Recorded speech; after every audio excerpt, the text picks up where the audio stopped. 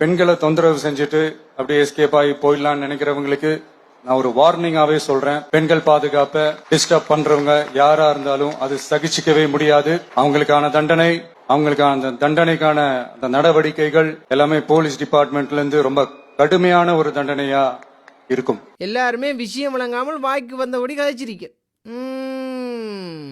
என்ன காய்ச்சிருக்கியல்? எங்க பொட்டு மாமாவும் அவரை சகாக்களும் கெட்டவங்க, அதை சுத்தி சுத்தி காட்டுற கேமராமேனுக்கு நக்கல்னு காய்ச்சிருக்கியல்.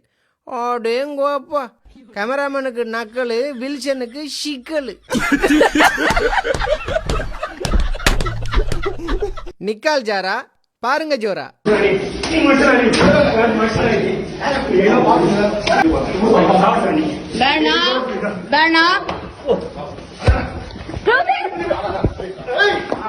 அந்த காலத்துல பெரியாக்கள் என்ன சொல்லியிருக்கணும்?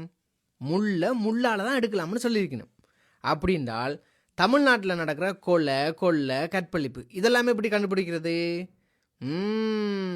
விளங்கிட்டேன் உங்களுக்கு. அதை செய்கிற கல்லர்களை வச்சுதானே கல்லர்களை பிடிக்கலாம்.